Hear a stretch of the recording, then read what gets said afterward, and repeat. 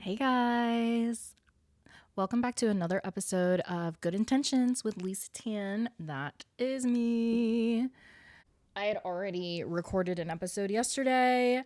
Today is Monday, which is usually my day off, but we had a little shindig at work where we're did a little professional filming. So I had my makeup done and my hair done, and I went to work, and now I'm back home. And I'm like, you know what? Let's just record a little quickie.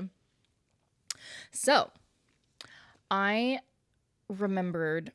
Well, okay, first of all, I want to talk about work. I had a model today, and I fucking absolutely love. Like, my favorite part about doing hair is connecting with the client. Like, I want to get personal. I wanted to be a therapist, but I didn't want to go to school for that long.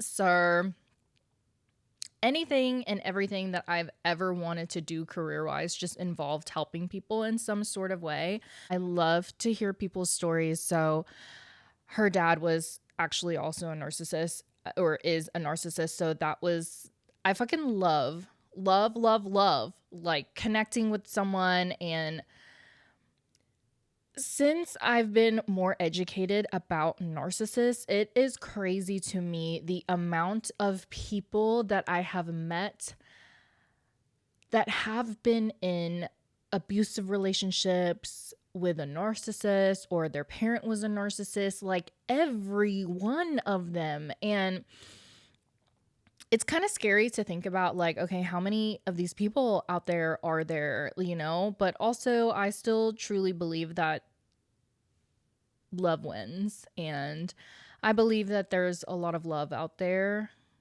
and love conquers all. So, anyway, that was a really great time. I love talking about like childhood trauma, and I'm always so interested about people's history and how they grew up, and even how their parents grew up, and how that dynamic is. It's very, I love it. I'm like, tell me your deepest, darkest secrets. I want to know, what are your biggest fears? What drives you? What fuels you? What motivates you? Who are you? Like, I want to know. Anyway, so that was actually really fun getting to know her. Um, but I just remembered when I pulled up and parked and I got home, I remembered that a couple weeks ago, I stopped at the QT by my house to get gas. And when I went to start my car, nothing happened. And I drive a RAV4, and I have like the push button to start the engine, like it's not an actual key. So I just kept pushing the button, and on the screen it just said hold key up to the push start. And I'm like, okay, let me just hit this button another 3 times. Nothing's happening. So I'm just sitting in my car like, okay, do I need to call a tow truck, my insurance? I mean, I'm like, I can't really ask someone to help me jump the car because it's just not starting like at all. And after a couple seconds, and I'm like completely calm, like literally trying to problem solve this. In a few seconds, I was like, you know what? I'm just going to look up a YouTube video. And I did. And it said to this one video, short, simple, sweet, told me what I needed to know, that the actual key fob on one side of it has like the Toyota logo. You hold that key fob up to the push engine start. Like, you don't even have to push onto the button. You just like, it's like a sensor, I guess. I didn't fucking know that. So you just hold it up, and then you hit your brake, and then it turned on. And I was like, okay, fucking slay. Amazing. Love that. Now I can go home. Because I'm like, okay, if it had been another 10 minutes, I probably would have started freaking out. But honestly, not, because I mean, I have really good car insurance, so they could have just towed me up, I guess. I don't know. But in that moment, that was a win. That was a conqueror. I was like, go me. And of course, I texted the group chat when my car wasn't starting. I was just like, LOL, my car's not starting. And then a couple minutes later, I was like, okay, never mind. I figured it out. anytime these wins happen, I reflect back on the relationship that I was in with my ex. And I like to reflect back just to see like how delusional the both of us in that relationship were and how lost I was truly in that relationship. Because wow, there was an issue. I stayed calm. I figured it out. It worked. Bada bing, bada boom. Easy. Done. Like, okay, I'm not a fucking genius, but I like to think that I'm pretty smart when it comes to certain things. Like, I always thought that I could solve problems. But when I was in this relationship, they put you down so much. They make you second guess yourself. You walk on eggshells. They just twist and turn everything. So when I said I lost myself, I truly lost myself. And they also make it seem like they make you dependent on them. That is the tactic. That is the intention that they're trying to do by putting you down so that you don't feel good enough, so that you don't leave them, so that you stay with them. But then also you're dependent on them because of the way that they carry themselves and how they speak to you and the fucking scenarios that they bring up to prove how much more superior they are to you and how incompetent you are, and that you need to trust them because you can't trust anybody else, not even yourself, right? So something so little like that, I don't know how different I would have been if that situation with my car had happened in the relationship with him. But regardless, in that relationship, he truly just made me feel really stupid. Like, he would say things like, well, the whole ADHD thing, he just made me feel like I had a disability, that I don't remember things, that I'm smart, but like my brain is this and that or whatever. I don't remember what it was that were arguing about. Oh, actually, he would say like fuck your parents. They didn't protect you. So when I was vulnerable and shared with him my sexual abuse, well, one, he was like, please don't ever tell me that again because like it would make him so angry.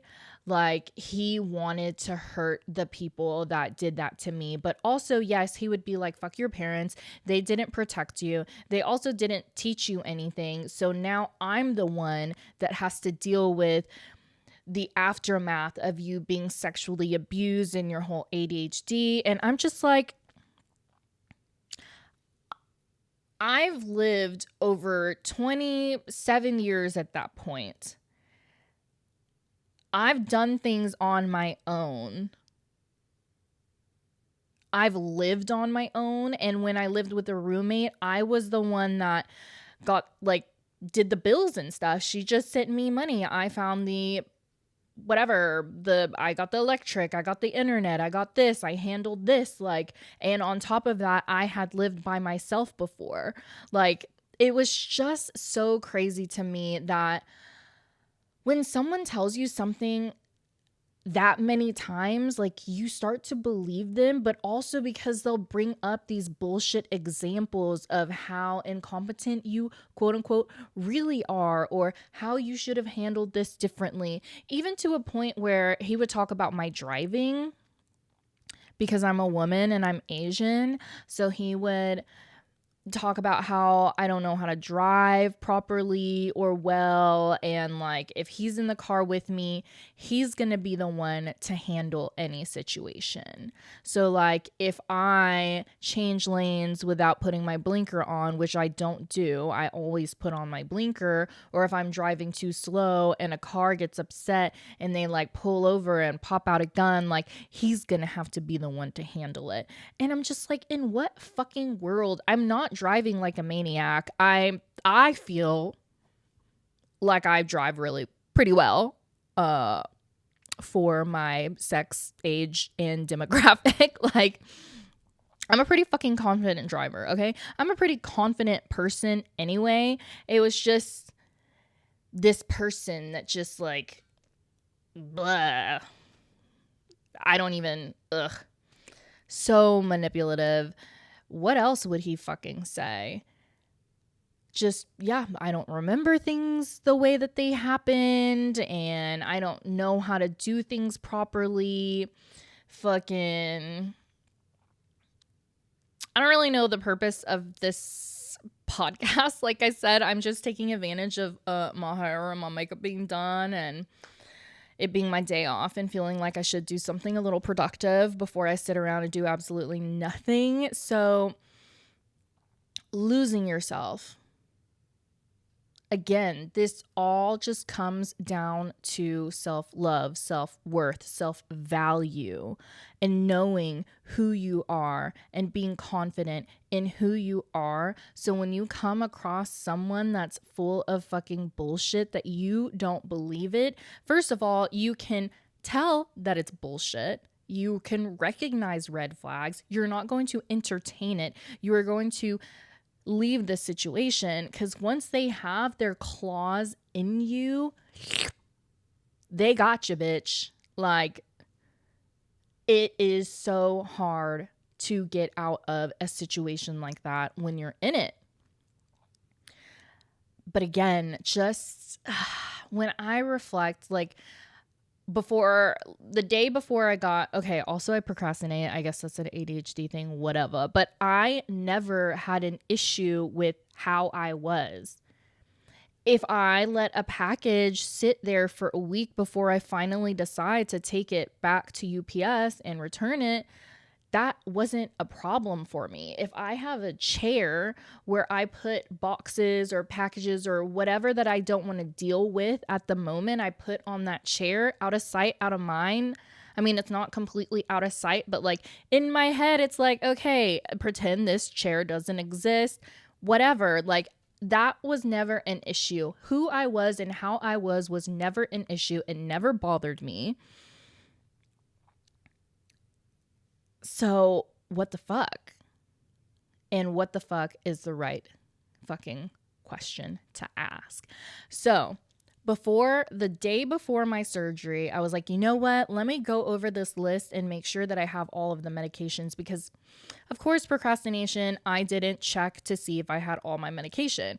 I just know that the nurse practitioner or doctor or whatever sent in all of my medication, and I went to go pick it up, and it had just all been sitting in the little CVS bags.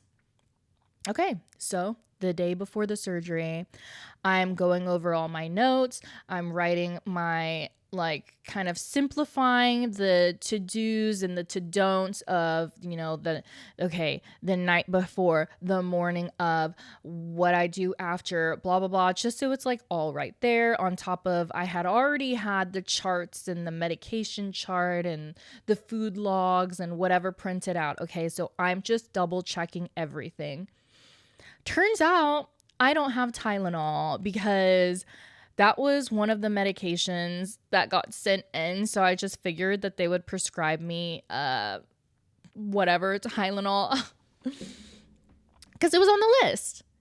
So I'm going over and I'm like, okay, I don't have Tylenol. So, all right, not a big deal, right? Not a fucking big deal. Let me just go pop over to CVS. Not a big deal. I get in my car, I go over to CVS, they're closed. Also, not a big deal, because there's a Kroger right across the street. So then I go to Kroger, I grab Tylenol, extra strength, bada bing, bada boom, we're done. And I go home and I'm like, yes, I'm ready. But again, I'm reflecting back on how this scenario would have played out if I was still with him. And again, it is just so mind-blowing to me, because one, he would have put me down for procrastinating and not double checking to see that I had everything way before the night of. And then he would have put me down for the fact that I didn't check to see if CVS was even open.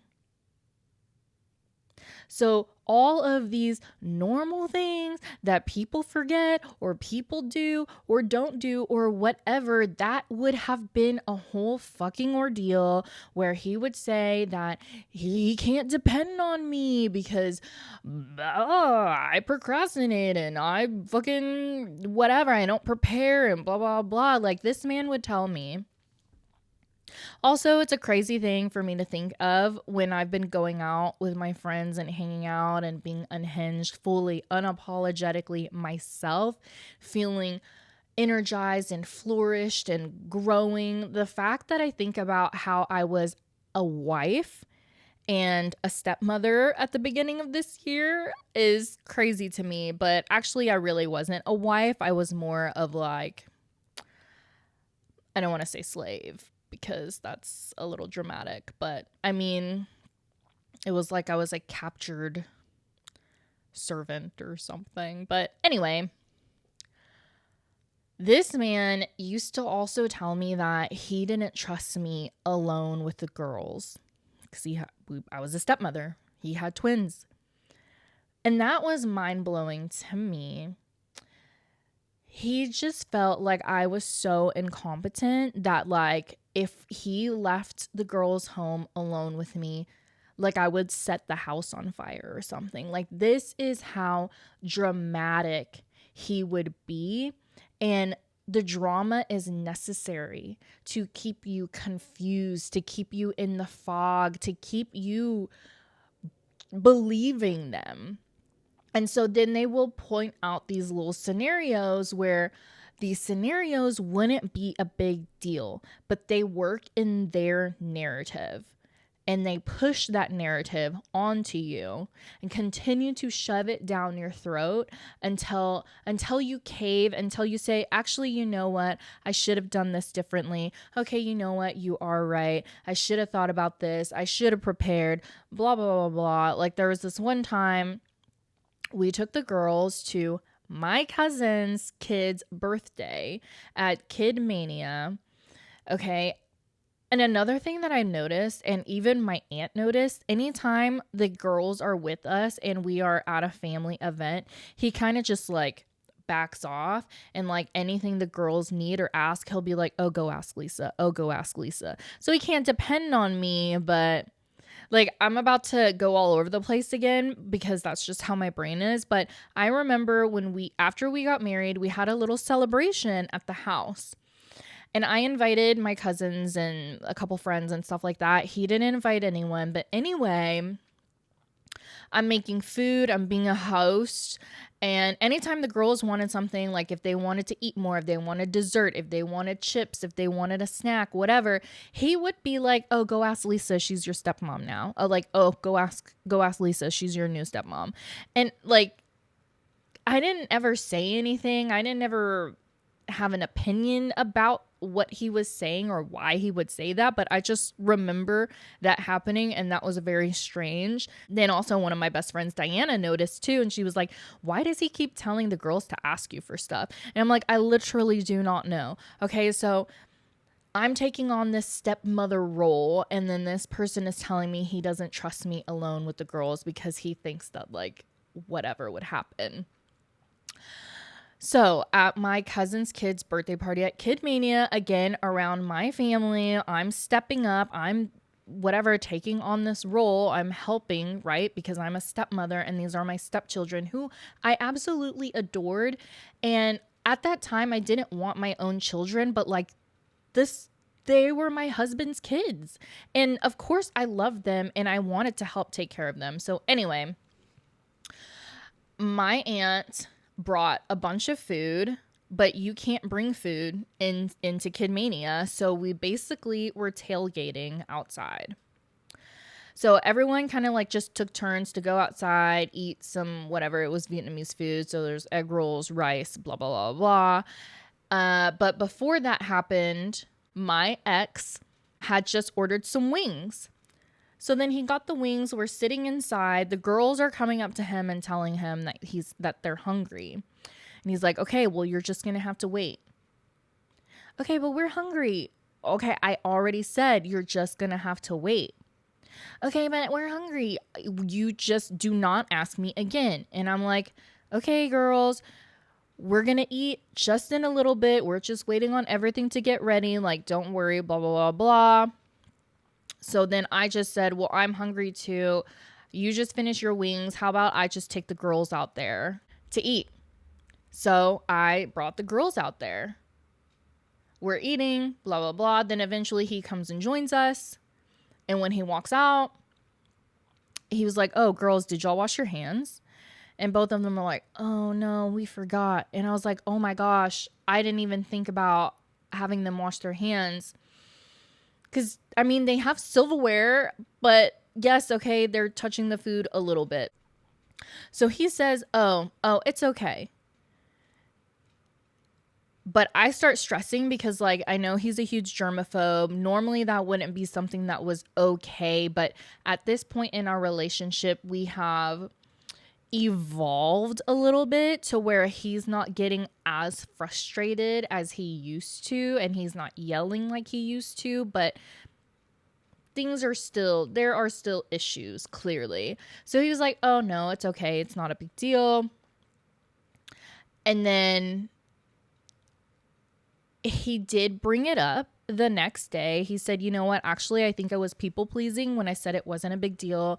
You know that how I feel about germs, and kids are dirty and they're touching their hands everywhere and blah, blah, blah, blah. And you should have asked them to wash their hands before. And I'm just like, okay, yeah, I'm sorry. I forgot. My biggest concern was making sure that the both of them are with me, right next to me, and that we walk out across the street, because we're literally eating in the parking lot. And that was what I was thinking of. Normally, of course, I have them wash their hands, but just in that moment, I forgot.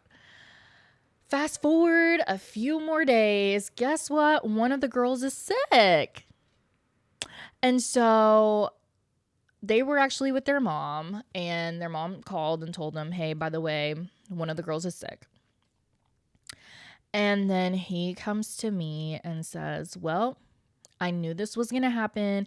I knew I couldn't depend on you, blah, blah, blah. One of the girls got sick, and what's the likelihood of the other one getting sick? And, well, this is basically your fault. So shouldn't you be the one to take off of work to take them to the doctor and not their mom because she didn't do anything, and blah, blah, blah. Like, this was a whole argument for 3 days, I think. And me apologizing and saying, I'm sorry that I forgot, I should have had them wash their hands, was just like simply enough. It was like they want you to admit that you're dumb, basically. That, you know what, I am incompetent, and I am blah, blah, blah. Yeah, you can't trust me. And I know how hard that must be for you, that you can't trust your partner and blah, blah, blah. Like, this is the kind of shit that they believe that you are, and the fucked up part is they want you to also believe it. There was this one time, okay, so the argument went on forever, and I remember texting his ex, like, not really believing that I should be apologizing, but I kind of just wanted to see what she would say. But so I was just like, hey, I'm so sorry. We took the girls to go play at my cousin's kid's birthday, and I forgot to ask them to wash their hands, and now they're sick, blah, blah. And she was like, oh my God, I keep saying his name. Okay, gotta edit that out. So-and-so said something, and she was like, LOL, is he mad? I was like, yeah. He says it's my fault that they're sick. And she was just like, well, she's a normal human. I really like her. She said the girls are not going to remember that they got sick. They're going to remember how much fun they had, and they're going to want to thank you for taking them to go do something fun. Number one. And number two, they could have gotten sick anywhere. Like, they had just gone back to school. Even if they did wash their hands, they could have still gotten sick because they are kids. And that basically is the same response that literally everyone said. You know, every client that I had, whether they had kids or not, that was the same response. And everyone is just so mind blown that my ex reacted the way that he did or felt how he felt. Like, that is just so crazy to me there. And I remember I was like, why don't you just call one of your friends who is married? Because he would talk to one of his best friends who is single, cheats on every girlfriend, isn't really the most reliable. Not that he's not reliable. I actually really like him as well, but he's not someone that you should go to for advice. Not because he doesn't give good advice, but like, he doesn't have a family. He's not married. Like, how is that credible information? But anyway, he would talk to him about it. And then he would tell me, oh, yeah, so my friend said that that's just straight up dumb. And that's just straight up this. Or he would like tell me that he talked to his dad about the situation. And his dad would kind of laugh at how like dumb, quote unquote, that was. And now that I'm out of it and I'm reflecting, like, those are, they are liars.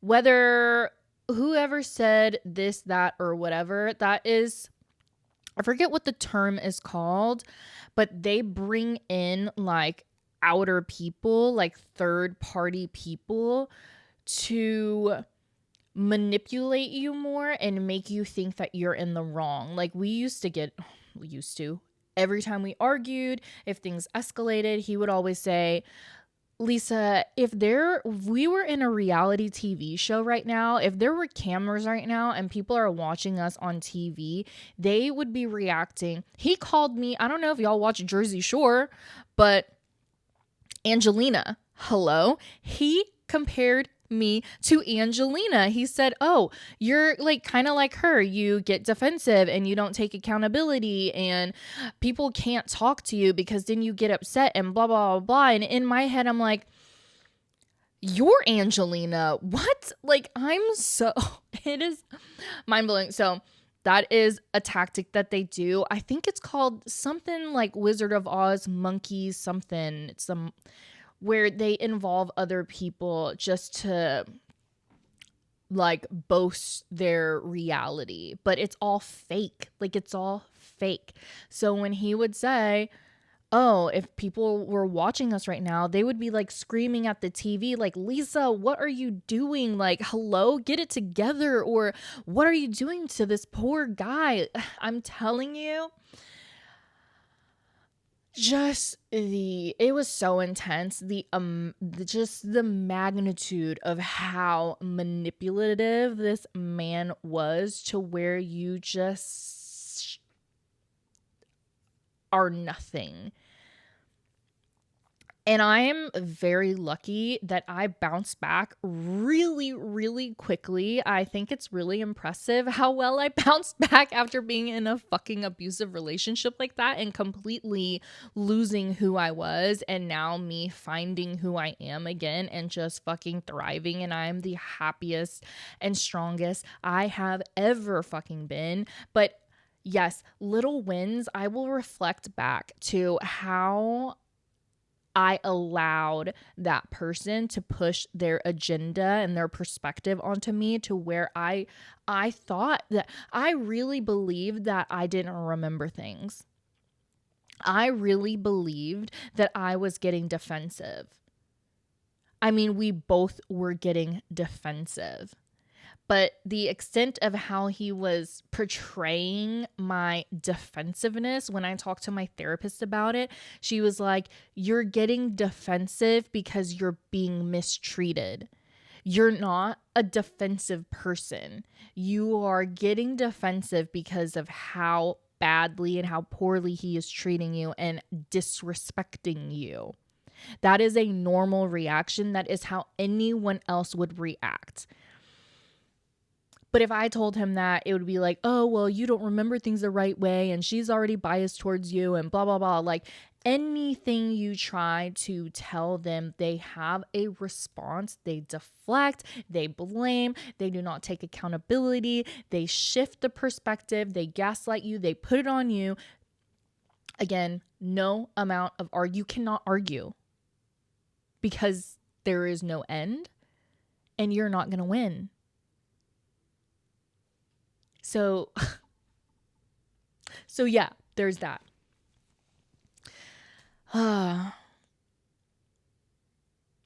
Wow, baby. That is like a whirlwind of what the fuckness. Like, my brain, and it felt like it was melting and rotting, and like I just felt so confused because I had never been with someone like that before. I have never been friends with someone like that before. I have never experienced a person like that before, ever. On top of this is my husband. That was just a very mind-blowing experience. I remember when we saw our marriage coach, and he actually really liked her, supposedly. And she had sent us marriage work, like homework, things to not do, like do's and don'ts, and how to communicate properly with each other, and blah, blah, blah, blah, blah. Like how to communicate in a healthy manner and not blaming and stuff like that. So anyway, in one of the sessions, he was very upset because, again, he felt disrespected. So the story is, one of the girls was sick. So now they're both up. One of them is throwing up. The other one is just not going to sleep because she's just like, oh, what's going on? So I'm helping one of the girls. I like pull her hair back so she can throw up. And of course, some of it got on the bath mat. I help her in the shower. He's cleaning up the throw up. And then we toss all of the bath mats and the towels, whatever, in the washer. Girls go to bed. I run the washing machine. And now we go to bed. And he asks me, hey, did you put fabric softener in with the load? And I said, yeah, I did, because there's like other stuff that we're washing as well. And so this is an issue. You may be wondering, what the fuck? So this was an issue for him because one time, maybe 6 months ago or however long ago, maybe it was when I first moved in, but 6 months to a year and a half, whatever ago, he had said, hey, by the way, fabric softener ruins the bottom of the bath mats. So if you do wash the bath mats, please don't put fabric softener in it. Fast forward however many months, however many years it's been, I thought about it. I was like, oh, should I put fabric softener in here? Does it matter? Well, there's other stuff in here too, like towels. So I'm just going to go ahead and put fabric softener in it, whatever. So that was a whole ordeal because he felt like I don't listen to him. He felt disrespected. He felt like I wronged him. He was like, I wish you would just, like, this is something he would always say is, when I'm speaking to you, I wish there was something that went off in your brain that said, hey, my husband's talking to me right now. I should really pay attention. Maybe I should write this down. He even brought up how I should put a Post-it note on the washing machine to remind me not to put fabric softener in with the bath mats that we wash maybe once every other month or whatever. And so we bring this up to our marriage coach, and she's confused, as a normal person would be. Why are you upset about something like this? She said, well, why can't you just thank her for helping you with the sick girls and say thank you for running the wash. And, you know, you already told her once about the fabric softener. And if she continues to put fabric softener in with the bath mats, well, then why can't that just be on her to replace the bath mats? And I remember after that session, he was just like, oh, well, she just doesn't get it. Like, she just doesn't understand. And that would be his response to anyone who does not agree with him. Oh, they don't get it. Oh, they don't get it. Of course they don't get it because you're insane. You have a personality disorder. It's you. Literally not anybody else. But okay, you know what else though is I'm the fucking one that bought the bath mats in the first place. I redid the girls' bathroom. I got them new shower curtain, like super cute, and matching bath mats and towels. I spent my money on it. So if I fuck them up, who gives a shit? If we want to go there, if we want to come up sideways, but anyway, turns out that was just a very abusive relationship, and that's why arguing with this person never worked. That's why going to therapy never worked, because they are never wrong. They are always right. You're always going to lose. You're always going to be exhausted. You're always going to be drained. You are just getting sucked dry. You are their supply until they've used you up and they move on to someone else. Or they'll keep you around, but they're going to have other people on the side because they are an empty hole. They're just empty. Nothing. There's just nothing. There's no amount of sex, attention, admiration. There's no amount of dominance or control that they can have where they will feel like it's enough because they have an issue that they need to realize, but they're never going to realize because their egos are in the way. They can't be wrong. It can't be their fault. It's everyone else's fault. They're a law-abiding, wonderful human being, loving with a great heart. And they meditate every fucking day or whatever. Like, it can't be them. What? It has to be everyone else. It has to be their mom. It has to be their dad. It has to be every friend that doesn't agree. It has to be that therapist. It has to be that psychiatrist. It has to be every person they've ever been with. And not them. So I guess I just, with this episode, just went on a fucking tangent.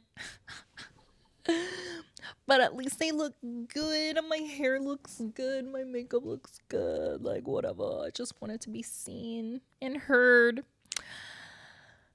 So, yeah. That was exhausting. I'm just really happy that I'm at a point. So shortly after I left the relationship, when I would catch up my clients on what just happened and how I left and why I left, even though the last time I saw them, I had just moved back in.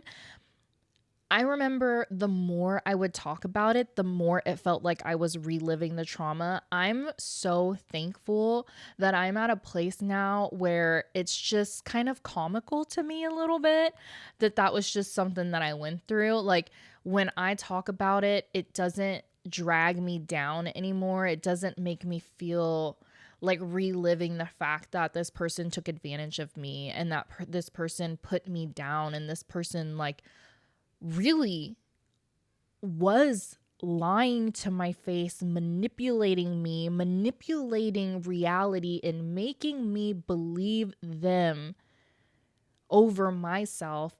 But again, no one can really make you do anything. It's just me it was just me losing myself, and it was just me not realizing who the fuck I am.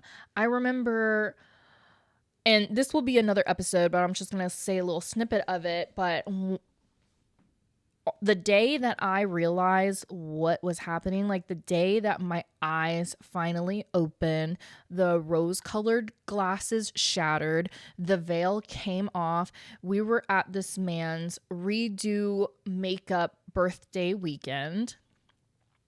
Let me say that again. We were at this 41-year-old man's redo birthday weekend because his actual birthday weekend, and again, not just his birthday, but his birthday weekend, everything that I did on that weekend didn't count because I had attempted to leave him 2 days before. So even though he said he had a great birthday weekend, he reflected on it and he was like, well, actually, it doesn't really count. And I wish you would just kind of make up for it. So then I made up for it, and now we're at a pool party because that's something that he wanted to do. And also he called me fat and I felt self-conscious at this pool party. But anyway, my friend, one of my ADHD besties, came with us, and everything happened the way that it needed to happen to get me to that moment, to get me to that aha moment to where I was alive again. But he said to me, my friend, he was like, you are someone that I've always kind of looked up to where almost like I get intimidated by, because you are just so you and you don't hold back, and I might be adding extra things. But this is also something someone else just said to me in a message literally a few days ago, where he admired the fact that I am raw and I don't hold back and I just speak my truth. And he said that's very sexy. And I'm like, thank you. But so my friend told me that. And then I remembered one of my other friends who we actually used to have beef because we used to be into the same guy. Like, we're not even the same age. She's married and has kids now. And we made it through that beef, and there was this time period where we were hanging out with each other, and she even told me, she was like, I really admire how independent you are. So after my friend Justin told me that, I am now reflecting back on how many other people have also said how much they have admired who I am. I had one client that said, I wish my son was more like you, because I don't think her son had any goals or ambition or was working or anything like that. And I was working 2 jobs at the time, and just all these memories. It was like I was coming back to life. It was like he had buried me so deep down in my self-doubt, in my insecurities, in my unworthiness, with everything that he just shoved down my throat, that like just that simple comment. And also, this is gonna, oh my gosh. Okay, so I'm rambling. I want this specific thing to be in the episode of what happened when I left. So anyway, we're already here, so I'm just gonna bring it up. LOL. So this sweet baby angel, I remember that I had already left my ex and I had moved back, and things were slowly going back to how they were, to where I'm like, okay. Also, I had already attempted to leave a second time. So this is right before, like a few days before his redo birthday weekend. In my bones, I knew, okay, you have to leave for real at some point, right? So I'm just carrying on. It's a Saturday. One of my last clients of the day was a men's haircut. I didn't think anything of it. I saw his name. I thought he was like going to be like an older man or whatever. And so it's 2:00. I come out. I introduce myself. He's kind of like looking down at his phone. And then he looks up at me, and I look at him, and I just felt like, I don't even know, like this rush of like, I don't think I gasped out loud, but I definitely gasped in my head. I was like, and I just shook his hand, introduced myself, led him back to my chair, cut his hair, just talking, shooting the shit. I thought he was so adorable. He's so cute. And he just gave me very like sweet, genuine, nice vibes. Also, very much my type as fuck. Anyway, after he left, I was catching up the girls in the break room about what has been going on with my ex and saying how that guy whose hair I just cut is normally the type of person that I would want to be with, like someone just sweet and kind and compassionate and that I get along with, and there's like no judgment, there's no negativity. Do I know this person? No, but I'm getting a vibe, okay? And they were like, oh, you should ask him out. And I was like, okay, yeah, next time he comes in, I'm going to ask him out. I go home that night to my husband at the time. And I meditate because he was shaming me for the fact that I'm not meditating as much as he was. Like, bitch, you're unemployed, first of all, and second of all, fuck off. But yes, so I start meditating and I did this, I remember this specific Joe Dispenza sleep meditation. Very powerful is in the title, and I'm just breathing and imagining my future. And in this meditation, I am just calling in all of the positive energy. I'm like, I remember how I felt the first month that I came back, that I moved all of my stuff back in. I want to feel that way again. And how I felt when I went on this trip by myself without my ex. Because that is who I am, and that's who I've always been, and that's who I'm meant to be. It's just someone that's happy and free. And so I'm calling in all of this energy, and I said in this meditation, I don't care if it's with my husband or not. I don't care. I want to be happy. I want a different life. I don't want this, whatever the fuck we're doing right now. I don't want it. I don't want it anymore. Literally, the second I finish meditating, I go grab my phone. So I'm leaving the bedroom. I sit on the couch. I grab my phone, get on Instagram. I see a message request from this guy whose hair I just cut, who I was just talking about at work. And he said, hey, it's so-and-so. You gave me that super sweet cut, blah, blah, blah. I hope I'm not being too forward, but would you like to go out for coffee sometime? You just seem like a really cool girl, and I would love to hang out. After I did a meditation calling in all of this fucking positive vibes, positive energy, it's all coming into fruition. And that was one of the biggest nails in the coffin, the biggest nail in the coffin that helped awake me. So that happened so that was a Saturday. That happened a week before that man's redo birthday weekend or whatever. I said, absolutely yes.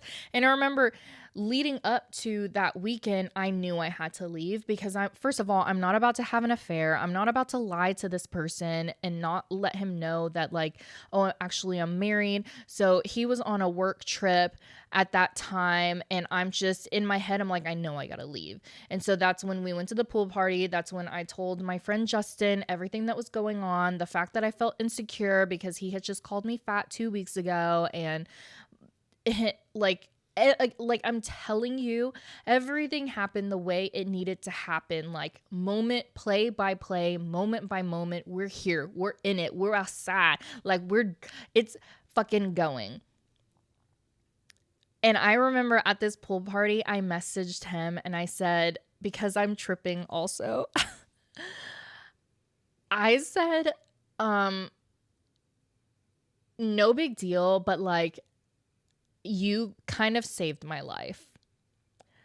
And in my head, I knew like, I'm not going to try to fixate on this person, which I absolutely fucking did. And that's ADHD for you. But just the meet cute, like, I finally did leave that next day.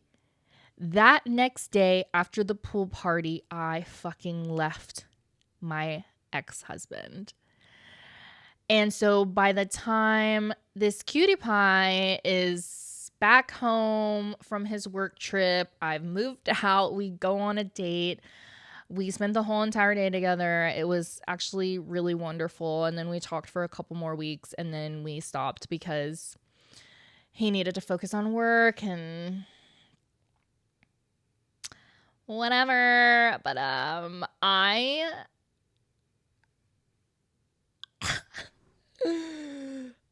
absolutely adore that person and I hope he's doing well. I'm not going to say anything fucking crazy right now, but I remember on our date, so we went to brunch and then we went to this other place for a couple drinks and then we went and grabbed coffee and then we went to 7th Street to this bar Kung Fu, had a couple more drinks, then we went to Bottle Blonde. Like, we went out and out and out and out, and then I had such a great time. And I remember at one of these bars, it was at Kung Fu, I was looking at this person like, I want to have his babies. And when I reflect back on the fact that I said that, in my head, of course, was just also a crazy moment for me because for 10 years now,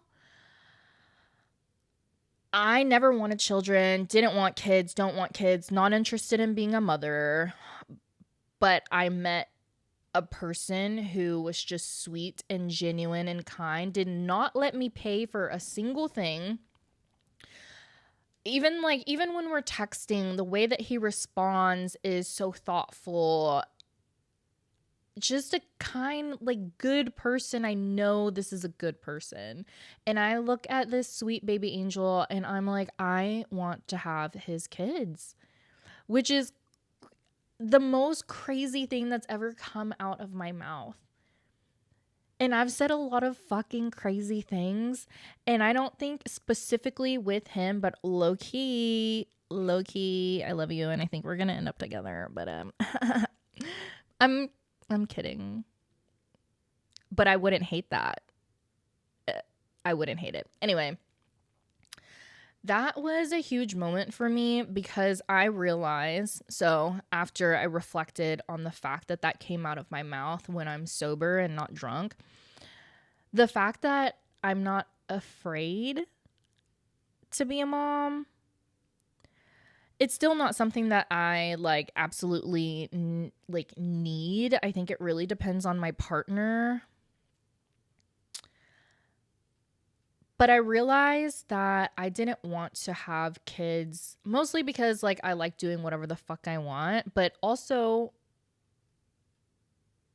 I had always wanted kids growing up until I watched this documentary called The Sister's Keeper or something like that on Netflix. So I was with my ex-boyfriend at the time and we watched this documentary. It was a very heavy as fuck documentary, but it was also it was very well filmed. So basically the documentary is about these women who are now in like their 60s or 70s, I forget. But they're retired and they are investigating the death of one of the sisters who was their teacher. So the story was this man who, I think the term is chaplain. So basically he's a counselor for this Catholic school. And so these girls would go see him. And he preyed on the girls who confess that they had been sexually abused by whoever. And so then he abused them. He had like government officials that were involved or just random people or whatever. Like he would have them come into his office. Anyway, the sister who got murdered, she noticed one of her students not being her usual self. That student told Sister Kathy the truth. Sister Kathy confronted this man, don't remember his name. Next thing you know, she ends up missing. Next thing you know after that, they find her body. So all of these women who are in retirement age, at that time, they were, I believe, in like middle school. I could be wrong. But they're just talking about their stories. And one of the women was like his quote unquote favorite, where she suppressed everything. And one day during a meditation in her 40s, it all came back to her. So I think around that age, like 30, 40s, they tried him for whatever, but nothing happened, obviously. And of course, he had a lot of complaints as well. But again, of course, nothing happened. They would just move him to different schools. There was actually one boy that he abused. I don't know if it was just the one, but that documentary was wild. But anyway, also very heavy. And because of my sexual abuse, I watched that documentary and I instantly was like, you know what? Like, I remember my ex-boyfriend and we went to a dinner and I was like, I have to say something. And he was like, what? And I was like, I don't want kids.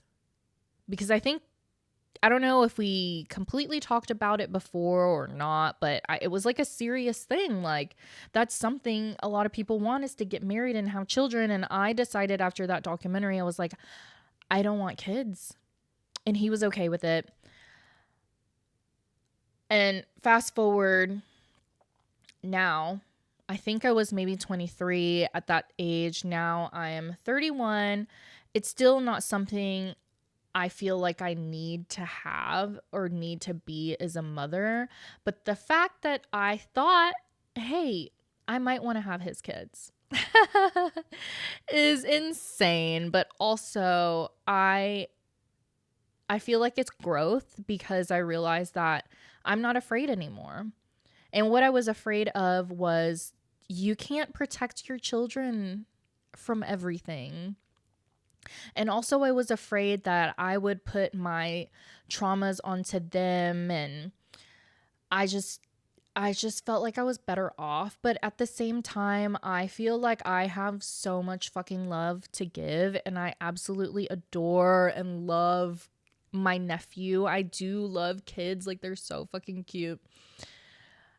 I never really felt a motherly bone in my body. That might be a lie, actually. But anyway, on the 7th tangent now. But that was a huge moment for me when I met him and realized, oh, other people are attracted to me. Wait, what? Other people are attracted to me? Other people think I'm good looking, and they don't think I'm fat, and they're asking me out, and other people laugh when I say things. Honestly, that was also one of the biggest red flags. One of the biggest reasons that I originally didn't want to even date my ex-husband was he did not think I was funny. I remember when he said that, I was like, you're absolutely fucking insane. I think I'm hilarious, and everyone I'm around, I make laugh. So anyway, another tangent. Yes, this sweet, sweet baby angel did in fact save me. I think I would have absolutely left either way, but that, like I said, was the biggest nail in the coffin when I realized someone that I am attracted to is also attracted to me. And not only that, he turned out to be such a wonderful human being, and I haven't had a connection with someone like that in quite a while. And I hope he's doing well. But anyway, yeah. how do we sum this back up? Let's reel it back in. I feel like I said a lot of things. I don't quite remember everything that I said. I'm going on an hour now. Know who you are so you don't lose yourself. Know who you are, what you stand for. Be sure of what you want in life, what you don't want in life. Do not be afraid to set boundaries. And setting boundaries does not tear you away from other people. It actually brings you closer to people. The only people that it would keep you further away from are people that don't respect boundaries. Let me say that again. Some people are afraid to set boundaries because they don't want to lose relationships. They don't want to whatever things. They don't want to fight. They don't want to argue. They don't want to cause rift in the relationship. But setting boundaries only helps make connections stronger, because the other person would respect that boundary. Therefore, then you feel better, they understand, you feel heard. Now y'all can grow together. The only people who stray away, tear away, the only people that boundaries affect in a negative way are people that do not respect boundaries. That means they gotta go. That means they don't need to be in your life if they can't respect your boundary. You're not being mean. You're not being unkind. You are telling someone what you want or don't want, and what you're going to do if they can't respect that. That is normal.